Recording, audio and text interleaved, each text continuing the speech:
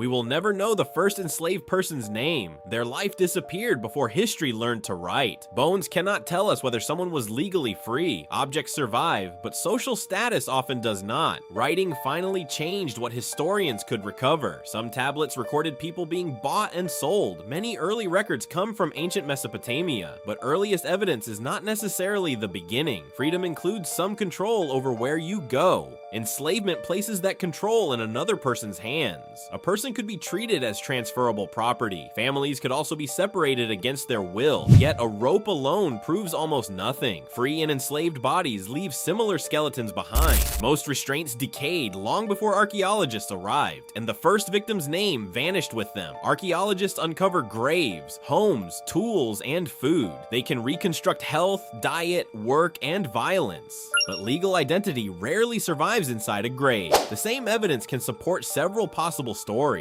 Before farming, many communities moved between seasonal camps. They owned fewer heavy possessions and permanent buildings. Large food surpluses were harder to store and control. People could sometimes escape simply by moving away. Still, conflict existed long before cities and states. Defeated enemies may have been captured and controlled. Some outsiders were exchanged, adopted, or integrated. Archaeology rarely reveals exactly which fate occurred. Farming began transforming human life thousands of years earlier. Fields tied families more closely to particular land. Grain could now be collected, stored, and guarded. Villages became larger, denser, and more permanent. Stored surplus created wealth that could accumulate. Boundaries turned shared landscapes into controlled property. Leaders could decide who received stored food. Inequality became easier to preserve across generations, but agriculture did not automatically create slavery. Many farmers worked cooperatively and shared resources. Communities built canals through collective obligations. Exploitation was possible, but never historically inevitable. Some villages eventually expanded into large cities. Walls protected people, goods, rulers, and storehouses. Temples and palaces concentrated resources and authority. Administrators learned to organize increasingly large workforces. Early states also fought organized wars. Defeat left survivors completely vulnerable to victors. Captives could be marched far from home. Distance made escape and family reunion harder. Victors possessed several choices after battle. Prisoners might be killed, ransomed, exchanged, or released. Others could be absorbed into the winning community, and some were retained as enslaved laborers. Captives could be sent into agricultural work. Others carried materials on building projects. Household labor placed them directly under owners. Textile production consumed enormous amounts of human time. Meanwhile, administrators needed better counting systems. Clay became the storage medium for information. Scribes pressed signs into wet tablets with reeds. Those marks preserved transactions for thousands of years. Southern Mesopotamia developed dense networks of settlements. Uruk became one of the world's earliest great cities. Goods flowed into large institutional storehouses. Scribes tracked grain, animals, textiles, and labor. Early tablets mostly recorded quantities and administration. Later, archives preserved names, transfers, and disputes. But enslaved people rarely controlled what scribes recorded. The surviving voice usually belonged to institutions and owners. Ancient status words do not perfectly match modern categories.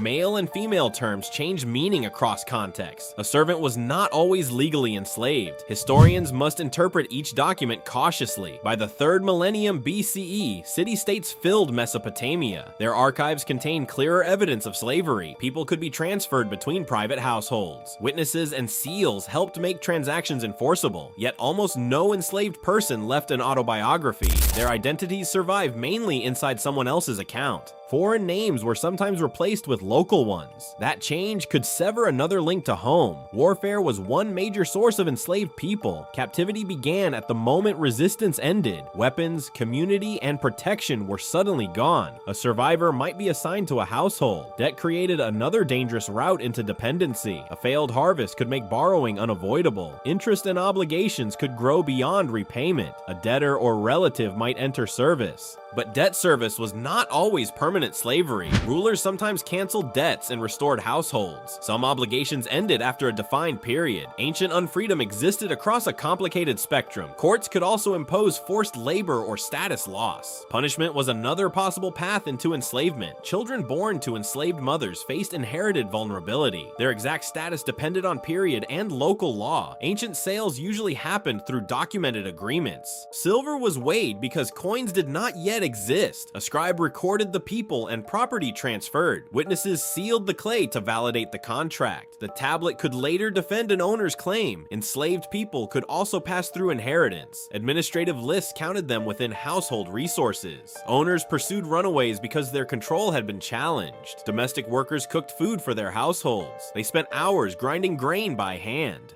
They cleaned rooms, courtyards, tools, and containers. Some also cared for their owners' children. Agricultural labor included maintaining essential irrigation canals. Workers harvested grain beneath intense seasonal pressure. Others tended sheep for wool, meat, and milk. Heavy baskets moved food from fields into storage. Wool first had to be cleaned and spun, then thread was woven into finished cloth. Textile workshops could concentrate large groups of women. Officials counted both finished textiles and worker rations. Enslaved labor also appeared in skilled crafts. Some workers made pottery, food, or beer. Others carried goods through crowded urban markets. Trusted slaves might conduct business for their owners. Women appear frequently in records of textile production. Rations commonly included measured amounts of barley, yet administrative totals hide individual human experiences. A list can preserve someone while silencing them. Enslaved children lived inside these controlled households. Some began helping with work while still young. Families taught children skills needed for survival, but owners could separate relatives through transfer or sale. Palaces controlled workers, land, goods, and storage. Temples also operated enormous economic households. Private families usually owned people on smaller scales. These systems coexisted within the same cities. A free farmer could still face taxes and labor. Communities demanded temporary service on canals and walls. Dependents received rations but lacked complete independence. Ownership created a distinct, more permanent legal vulnerability. Different workers sometimes performed identical tasks together. They might even receive similar food rations, yet only some could be bought or inherited. Similar work conditions did not mean identical status. The Ur III state built vast administrative networks. Officials recorded astonishing quantities of labor and goods. Thousands of tablets reveal tightly managed economic activity. Work crews moved between fields, workshops, and canals. The state distributed barley to many workers. Clothing could also form part of their support. Overseers monitored attendance, output, and movement. Conditions varied from tolerable to deeply coercive. Physical punishment probably affected several lower status groups. Detention was used against people who ran away. Officials and owners organized searches beyond city boundaries. Extreme punishment existed, but surviving examples are uncommon. Some enslaved people risked everything by escaping. Tracks and witnesses could expose their route. Capture usually meant return, restraint, and continued labor. It did not automatically mean execution. Some returned runaways swore formal oaths on clay. Those oaths threatened serious consequences for another escape.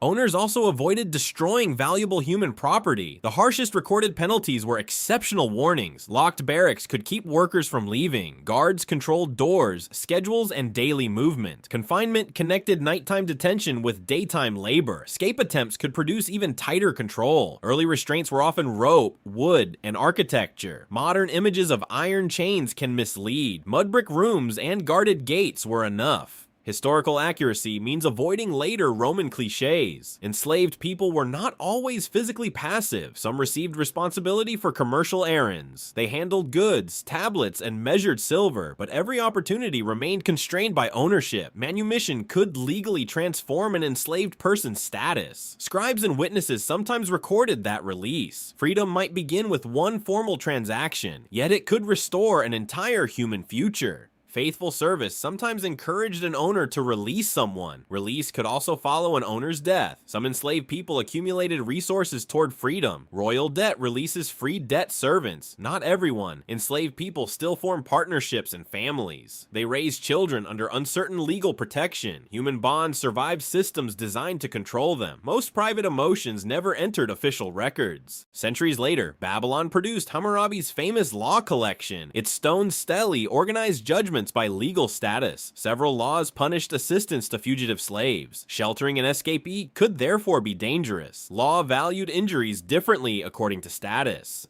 Compensation for an enslaved victim might go to the owner. Courts reinforced the boundary between free and enslaved. Written law made inequality visible and enforceable. Hammurabi's laws also addressed debt service. Certain relatives served a creditor for 3 years. In the 4th year, the law ordered release. That differed from permanent chattel slavery. Similar forms of dependency appeared across the Near East, but terminology and legal practice varied enormously. Egypt, the Levant, and Anatolia followed different traditions. Trade and warfare connected these regions. There was never one universal ancient slavery system. Household slavery differed from state labor obligations. Forced workers were not automatically owned property. Debt bondage occupied another uncertain category. And consider the Egyptian pyramid myth. The Giza workforce received organized food and housing. Skilled crews included quarrymen, haulers, and craftsmen. Evidence does not support a workforce of chained slaves. Later, Greece expanded slavery in households and workshops. Some mines used much larger enslaved workforces. Roman estates eventually operated on another scale. Those later societies should not be projected backward. Atlantic slavery emerged thousands of years later. It became racialized, hereditary, and transoceanic. Ancient Near Eastern slavery was brutal, but structurally different. Comparison helps only when differences remain visible. Clay tablets provide our strongest surviving evidence. Cylinder seals authenticated many ancient transactions. Law collections reveal how status shaped punishment. Ration bowls and tools illuminate everyday work.